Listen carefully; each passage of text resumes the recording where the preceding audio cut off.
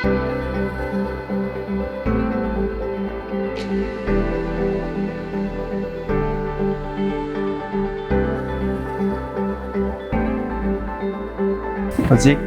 uttoriba demo asi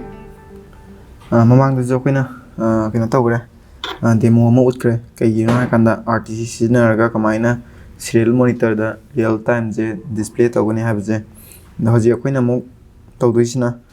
RTC sizinaraga sigi 4x7 segment display jida RTC dagi real time je sigi 4x7 segment display jida keno real time je haitare maje display to handoni sisang je sigi 4x7 segment display je masangani duga sigi RTC module am sangani duga sigi Arduino am sangani example rakhar loga loira connection tawrse connection tawraga ren program je upload tawraga mu kamaina sigi 4x7 segment display jida time je kamaina display tawrka haji mu yengse ahmada koina sigi RTC je hana connection to birani RTC gi ground siga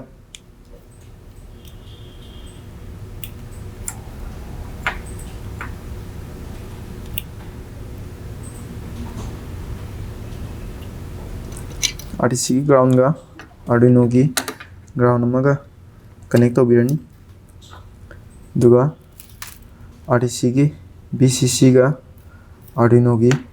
5 volt का connect तो बिरनी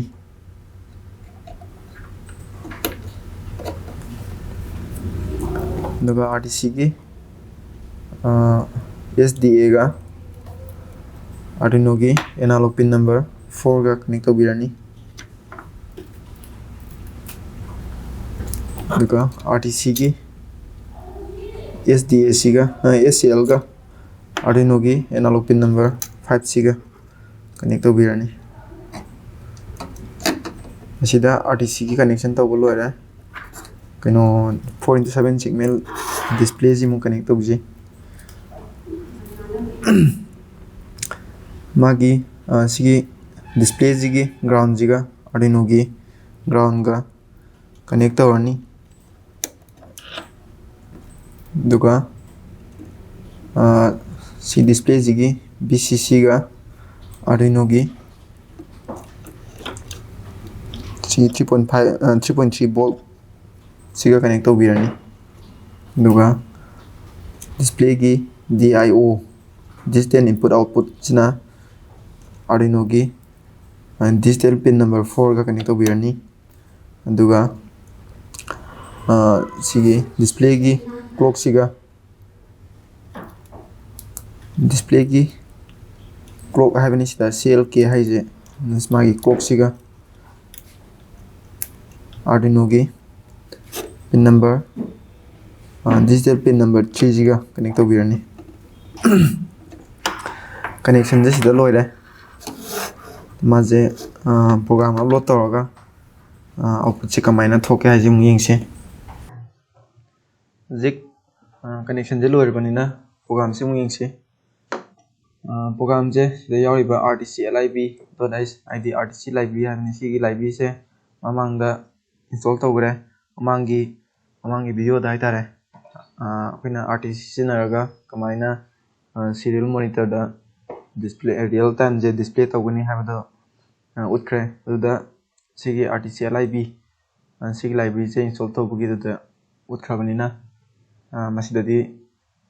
RTC lib library से install तौबगी से उचररोइगे उना सिगी सिदा TM1637 display.h हाइरिजिना कइगिनो high काना अखोइना सिदा सिजनरिबा 4x7 segment display सिजनरिबा display जिगी library ना हाइतारे माजे सिजनद्रगदि अखोइना सिदा माजे कमाइना आइदि सिग्नल कमाइना थागनि खोकनि जे याविदनि उना माजे इंस्टॉल तौदो यादे अदुना सिगी TM1637 display जे कमाइना इंस्टॉल तौगनि हाइरगदि अखोइना ममांगदु library इंस्टॉल तौबा दुमाइना समानना तौगनि दजो अखोइना फर्स्ट टूल दा हाना संगनि दुदुगा manage library दा संगनि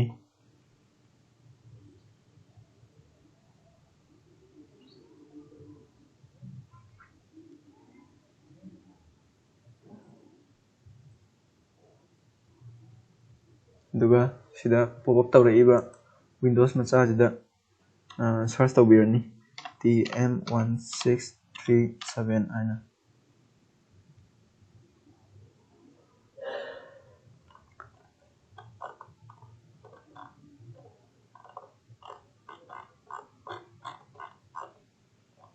sida leire sigi TM1637 by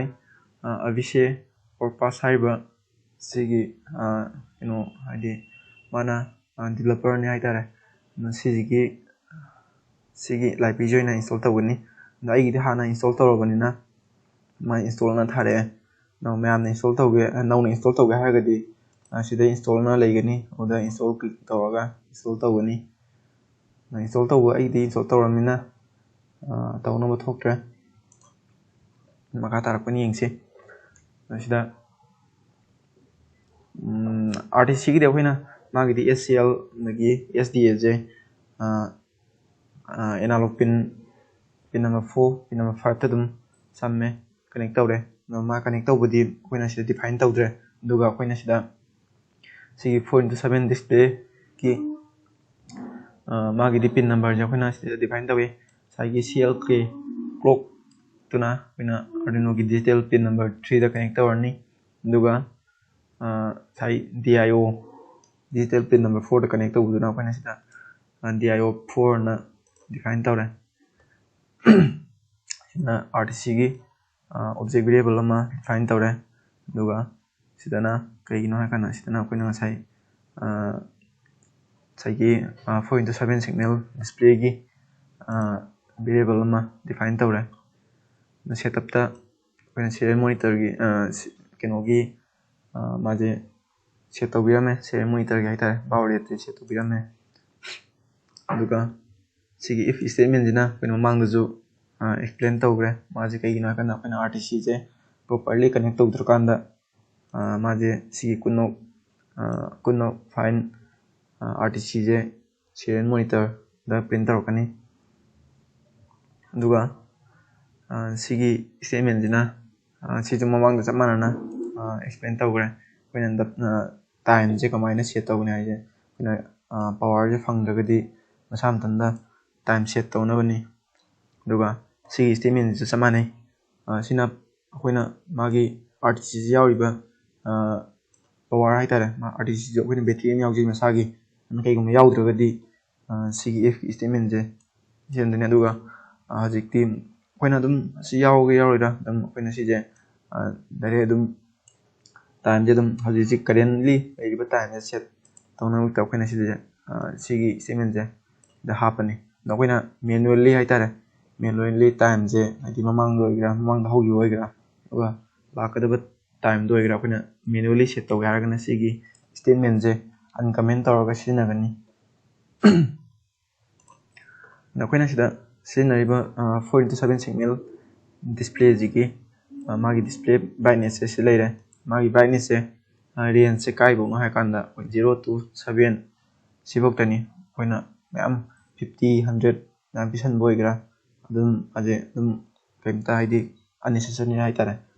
magi kinoji bokti range maximum je 7 bok tani na sida loire setup section gi program code si leire no loop tam yingse hoina sai RTC object ama haidi RTC gi object ama define tawgido tawkiba define tawgiba variable da sinaraga hoina now haiba function haitare sije call tawani now haiba function je kamai tawge hakanda maje RTC library gi manungdi yawa function amani maje hoina sijinanabgidamakta maje call tawraga sigi date time now gidamu assign tawbani oda sigi now variable je sinaraga sigi hour je mu mana call tawre duga sigi h hour habini namaje sida assign tawre duga minutes na now minutes na minute call tawraga sigi m de assign tawbani maje hoina convert tawdaba yade haidi maje hour 6am je 24 hour da lai nana maje hoina PM haragadi 1 PM 2 PM admai chalan gi haragadi hoina sigi formula je sinai hoina sigi formula je adum ꯌꯥꯝꯅ ꯇꯦꯟꯕꯅꯤ ꯑꯩꯈꯣꯏꯅ ꯍꯥꯏꯗꯤ temporary ꯚꯦꯂꯦꯕꯜ ꯑꯃ define ꯇꯧꯔꯦ ꯑꯗꯨꯗꯨꯒ 12 ꯑꯋꯥꯔꯁꯇꯒꯤ ꯍꯦꯜꯂꯒꯗꯤ ꯉꯁꯥꯏꯒꯤ ꯑꯋꯥꯔꯗꯨꯗꯒꯤ ꯍꯥꯏꯗꯤ ꯑꯋꯥꯔꯁꯦ 13 ꯑꯋꯥꯔ ꯍꯥꯏꯔꯛꯄ ꯀꯥꯟꯗ 12 ꯑꯋꯥꯔꯁꯦ ꯃꯥꯏꯅꯁ ꯇꯧꯔꯒ ꯑꯗꯨꯗ ꯑꯗꯨꯒꯤ ꯔꯤꯖꯜ ꯍꯥꯏꯇꯥꯔꯦ 1ꯁꯦ ꯇꯦꯝꯇ ꯍꯥꯞꯄꯅꯤ ꯑꯗꯨꯒ ꯇꯦꯝꯇ ꯍꯥꯞꯄ ꯀꯥꯟꯗ ꯇꯦꯝꯇꯒꯤ ꯑꯃꯨꯛ ꯁꯤꯒꯤ ꯑꯁꯤꯗ ꯑꯃꯨꯛ ꯑꯦꯁꯥꯏꯟ ꯇꯧꯔꯅꯤ ꯑꯗꯨꯗꯨꯒ ꯃꯥꯏ ꯑꯋꯥꯔꯁꯦ ꯑꯗꯨꯝ 1 ꯑꯋꯥꯔꯗ ꯑꯗꯨꯝ ꯂꯥꯜꯂꯅꯤ ꯍꯥꯏꯇꯥꯔꯦ ꯑꯗꯨꯒ ꯁꯤꯗꯅ ꯑꯃꯨꯛ ꯉꯁꯥꯏꯒꯤ ꯑꯩꯈꯣꯏꯅ ꯑꯋꯥꯔꯒꯤ ꯐꯣꯔꯃꯦꯠꯁꯦ ꯀꯃꯥꯏꯅ ꯇꯧꯒꯦ ꯍꯥꯏ ꯀꯥꯟꯗ ꯑꯋꯥꯔꯒꯤ ꯑꯩꯈꯣꯏꯅ ꯃꯥꯁꯦ 2 ꯗꯤꯖꯤꯠ ꯍꯥꯏꯇꯥꯔꯦ 2 ꯗꯤꯖꯤꯠꯁꯦ ꯑꯗꯨꯝ ꯃꯥꯁꯦ ꯑꯣꯀꯨꯄꯥꯏ ꯇꯧꯔꯅꯤ ꯑꯗꯨꯒ ꯂꯦꯝꯍꯧꯔꯤꯕ 2 ꯗꯤꯖꯤꯠꯁꯤꯅ ꯃꯤꯅꯠꯀꯤꯅꯤ ꯑꯗꯨꯅ ꯑꯩꯈꯣꯏꯅ 2 ꯗꯤꯖꯤꯠꯁꯦ ꯀꯃꯥꯏꯅ ꯑꯣꯀꯨꯄꯥꯏ ꯇꯧꯒꯅꯤ ꯍꯥꯏꯔꯒꯗꯤ 100ꯁꯤꯒ ꯃꯜꯇꯤꯄ꯭ꯂꯥꯏ ꯇꯧꯕ ꯍꯥꯏꯇꯥꯔꯦ 100ꯁꯤꯒ ꯃꯜꯇꯤꯄ꯭ꯂꯥꯏ ꯇꯧꯔꯀꯥꯟꯗ ꯃꯥꯁꯦ 2 ꯗꯤꯖꯤꯠꯁꯦ ꯑꯗꯨꯝ ꯑꯣꯀꯨꯄꯥꯏ ꯇꯧꯔ ꯂꯩꯅꯤ ꯍꯥꯏꯇꯥꯔꯦ ꯑꯗꯨꯅ ꯃꯥꯒꯤ ꯑꯋꯥꯔꯒꯤ ꯐꯣꯔꯃꯦꯠꯁꯦ ꯁꯨꯃꯥꯏꯅ ꯁꯦꯠ ꯇꯧꯋꯤ ꯑꯗꯨꯒ ꯂꯥꯁꯇ ꯉꯁꯥꯏꯒꯤ ꯑꯩꯈꯣꯏꯅ ꯗꯤꯁꯄ꯭ꯂꯦꯁꯦ ꯉꯁꯥꯏ ꯁꯤꯗ ꯑꯩꯈꯣꯏꯅ ꯁꯤꯗ ꯀꯣꯜ ꯇꯧꯈꯤꯕ ꯍꯥꯏꯗꯤ ꯉꯁꯥꯏꯒꯤ 4x7 ꯁꯦꯒꯃꯦꯟ ꯗꯤꯁꯄ꯭ꯂꯦ ꯂꯥꯏꯕ꯭ꯔꯦꯔꯤ ꯑꯃ ꯁꯤꯖꯤꯟꯅꯩ ꯑꯩꯈꯣꯏꯅ ꯁꯤꯖꯤꯟꯅꯔꯤꯕ ꯂꯥꯏꯕ꯭ꯔꯦꯔꯤꯗꯨꯗꯒꯤ ꯑꯩꯈꯣꯏꯅ ꯁꯤꯒꯤ ꯗꯤꯁꯄ꯭ꯂꯦꯁꯤꯗ ꯃꯥꯁꯦ ꯀꯣꯜ ꯇꯧꯍꯜꯂꯒ ꯑꯩꯈꯣꯏꯅ ꯁꯤꯒꯤ ꯐꯣꯔꯃꯦꯠ ꯉꯁꯥꯏꯒꯤ ꯑꯋꯥꯔ ꯐꯣꯔꯃꯦꯠ ꯇꯥꯏꯝ ꯐꯣꯔꯃꯦꯠ ꯁꯦꯝꯈꯤꯕꯗꯣ ꯑꯩꯈꯣꯏꯅ ꯁꯤꯗ ꯗꯤꯁꯄ꯭ꯂꯦ ꯇꯧꯍꯟꯕꯅꯦ ꯑꯗꯣ ꯃꯥ ꯗꯤꯁꯄ꯭ꯂꯦ ꯇꯧꯍꯟꯕꯒꯤ ꯑꯩꯈꯣꯏꯅ ꯍꯥꯏꯗꯤ ꯃꯈꯜ ꯃꯌꯥꯝ ꯂꯩ ꯍꯥꯏꯇꯥꯔꯦ ꯑꯗꯣ ꯃꯈꯜ ꯃꯌꯥꯝ ꯂꯩꯕꯁꯦ ꯑꯗꯨꯗꯨꯒꯤꯗꯤ ꯀꯣꯟꯅ ꯑꯃꯨꯛ ꯑꯦꯛꯁꯄ꯭ꯂꯦꯟ ꯇꯧꯔꯒꯦ ꯉꯁꯤꯒꯤꯗꯤ ꯁꯨꯝꯅ ꯈꯛꯀꯤ ꯃꯤꯅꯠ ꯇꯥꯏꯝꯁꯦ ꯀꯃꯥꯏꯅ ꯗꯤꯁꯄ꯭ꯂꯦ ꯇꯧꯒꯅꯤ ꯍꯥꯏꯕꯗꯣ ꯑꯗꯨ ꯈꯛꯇꯅꯤ ꯇꯥꯛꯏꯁꯦ ꯑꯗ ꯁꯤꯗ ꯇꯥꯛꯏꯁꯦ ꯀꯩꯅꯣ ꯍꯥꯏꯔꯀꯥꯟꯗ ꯁꯤꯅ ꯑꯋꯥꯔꯁꯦ ꯇꯥꯛꯑꯅꯤ ꯑꯋꯥꯔꯁꯦ ꯇꯥꯛꯄ ꯀꯥꯟꯗ ꯑꯗꯨꯒ ꯁꯤꯅ 4 ꯗꯤꯖꯤꯠꯁꯦ ꯗꯤꯁꯄ꯭ꯂꯦ ꯇꯧꯍꯟꯗꯣꯏꯅꯦ ꯗꯤꯁꯄ꯭ꯂꯦ ꯇꯧꯍꯟꯕ ꯀꯥꯟꯗ ꯀꯃꯥꯏꯅ ꯍꯥꯏꯗꯤ ꯑꯋꯥꯔꯒ ꯃꯤꯅꯠꯀꯒꯤ ꯃꯔꯛꯇ ꯑꯩꯈꯣꯏꯅ ꯀꯂꯟ ꯑꯃ ꯊꯝꯃꯛꯏꯁꯦ ꯀꯃꯥꯏꯅ ꯊꯝꯒꯦ ꯍꯥꯏꯔ ꯀꯥꯟꯗ ꯑꯩꯈꯣꯏꯅ ꯁꯤꯒꯤ ꯕꯤꯠꯁꯤꯡꯁꯦ ꯁꯤꯖꯤꯟꯅꯔꯒ ꯑꯋꯥꯔꯒ ꯃꯤꯅꯠꯀꯒꯤ ꯃꯔꯛꯇ ꯀꯂꯟ ꯊꯝꯃꯤꯁꯦ ꯁꯤꯒꯤ ꯕꯤꯠꯁꯤꯅ ꯊꯝꯍꯟꯕꯅꯤ ꯁꯤꯗ ꯄ꯭ꯔꯣꯒꯥꯝꯁꯦ ꯂꯣꯏꯔꯦ ꯑꯗꯣ ꯃꯈꯥ ꯇꯥꯅ ꯍꯥꯏꯗꯤ ꯁꯤꯒꯤ ꯗꯤꯁꯄ꯭ꯂꯦꯁꯦ ꯀꯃꯥꯏꯅ ꯑꯇꯣꯞꯄ ꯐꯣꯔꯃꯦꯠꯇ ꯗꯤꯁꯄ꯭ꯂꯦ ꯀꯃꯥꯏꯅ ꯇꯧꯍꯟꯒꯅꯤ ꯍꯥꯏꯕꯗꯨꯗꯤ ꯑꯗꯨꯝ ꯃꯌꯥꯝꯅ ꯄꯥꯝꯃꯒꯗꯤ ꯑꯗꯨꯝ ꯍꯥꯏꯕꯤꯔꯛꯑꯣ ꯑꯗꯨꯝ ꯑꯩꯈꯣꯏꯅ ꯚꯤꯗꯤꯑꯣꯁꯦ ꯑꯗꯨꯝ ꯁꯦꯝꯃꯒ ꯃꯌꯥꯝꯒꯤ ꯑꯄꯥꯝꯕꯗ ꯑꯗꯨꯝ ꯎꯠꯅꯕ ꯑꯗꯨꯝ ꯍꯣꯠꯅꯖꯒꯦ ꯉꯁꯤꯒꯤꯗꯤ ꯁꯤꯗ ꯂꯣꯏꯔꯦ ꯑꯗꯨꯒ ꯄ꯭ꯔꯣꯒꯥꯝꯁꯦ ꯀꯝꯄꯥꯏꯜ ꯇꯧꯔ ꯌꯦꯡꯁꯤ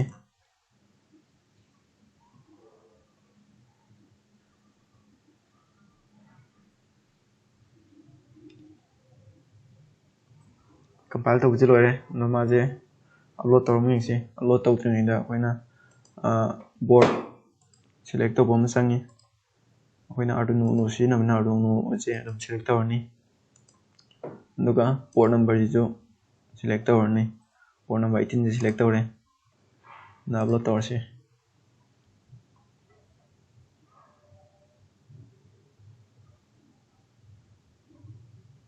ꯑꯞꯂꯣꯗ ꯇꯧꯕ ꯂꯣꯏꯔꯦ ꯍꯧꯖꯤꯛ ꯑꯃꯨꯛ 4x7 ꯁꯦꯒꯃꯦꯟ ꯗꯤꯁꯄ꯭ꯂꯦꯁꯤꯗ ꯀꯃꯥꯏꯅ ꯇꯥꯏꯝꯁꯦ ꯗꯤꯁꯄ꯭ꯂే ꯇꯧꯒꯦ ꯍꯥꯏꯁꯦ ꯑꯃꯨꯛ ꯌꯦꯡꯁꯤ ꯍꯧꯖꯤꯛ ꯄ꯭ꯔꯣꯒꯥꯝꯁꯦ ꯑꯞꯂꯣꯗ ꯇꯧꯕ ꯂꯣꯏꯔꯦ ꯍꯧꯖꯤꯛ ꯗꯤꯁꯄ꯭ꯂꯦꯗ ꯁꯨꯃꯥꯏꯅ 148 ꯆꯠꯂꯦ ꯗꯥꯏꯔꯦꯛꯇꯁꯨ ꯄꯨꯡ ꯑꯗꯨꯝ 148 ꯆꯠꯂꯦ ꯍꯧꯖꯤꯛ ꯁꯤꯅꯤ ꯁꯨꯃꯥꯏꯅ ꯑꯩꯈꯣꯏꯅ ꯔꯤꯌꯦꯜ ꯇꯥꯏꯝ ꯀ꯭ꯂꯣꯛ RTC ꯁꯤꯖꯤꯟꯅꯔꯒ ꯀꯃꯥꯏꯅ ꯔꯤꯌꯦꯜ ꯇꯥꯏꯝꯁꯦ ꯗꯤꯁꯄ꯭ꯂꯦ ꯑꯣꯏꯒꯦꯔꯥ ꯑꯗꯨꯒ ꯑꯩꯈꯣꯏꯅ ꯑꯃ ꯍꯦꯛꯇ ꯍꯥꯏꯇꯥꯔꯦ ꯕꯣꯔꯗ ꯑꯃ ꯑꯣꯏꯒꯦꯔꯥ ꯀꯃꯥꯏꯅ ꯔꯤꯌꯦꯜ ꯇꯥꯏꯝꯁꯦ ꯗꯤꯁꯄ꯭ꯂꯦ ꯇꯧꯒꯅꯤ ꯍꯥꯏꯁꯦ ꯑꯩꯈꯣꯏꯅꯗꯤ ꯁꯤꯗ 4x7 ꯁꯦꯒꯃꯦꯟ ꯗꯤꯁꯄ꯭ꯂꯦ ꯃꯆꯥ ꯑꯃ ꯁꯤꯖꯤꯟꯅꯕꯅꯤ ꯑꯗꯣ ꯁꯤꯗ ꯗꯤꯁꯄ꯭ꯂꯦ ꯇꯧꯕ ꯌꯥꯔꯤꯁꯦ ꯃꯥꯒꯤ ꯗꯦꯠꯁꯨ ꯌꯥꯏ ꯑꯗꯨꯒ ꯗꯦꯁꯨ ꯌꯥꯏ ꯑꯗꯨꯒ ꯇꯥꯏꯝ ꯑꯦꯟ ꯗꯦꯠ ꯍꯥꯏꯇꯥꯔꯦ ꯃꯣꯏ ꯄꯨꯂꯞ ꯑꯗꯨꯝ ꯗꯤꯁꯄ꯭ꯂꯦ ꯇꯧꯕ ꯌꯥꯏ ꯑꯗꯨꯕꯨ ꯑꯩꯈꯣꯏꯅ ꯁꯤ ꯗꯤꯁꯄ꯭ꯂꯦ ꯄꯤꯛꯄꯅꯤꯅ ꯁꯤꯗ ꯃꯤꯅꯠꯀ ꯑꯋꯥꯔꯒ ꯈꯤꯇꯪ ꯗꯤꯁꯄ꯭ꯂꯦ ꯇꯧꯍꯟꯕꯅꯤ ꯃꯁꯤꯗ ꯂꯣꯏꯔꯦ RTC ꯁꯤꯖꯤꯟꯅꯔꯒ ꯀꯃꯥꯏꯅ ꯗꯤꯁꯄ꯭ꯂꯦ ꯇꯧꯒꯅꯤ ꯍꯥꯏꯕꯁꯦ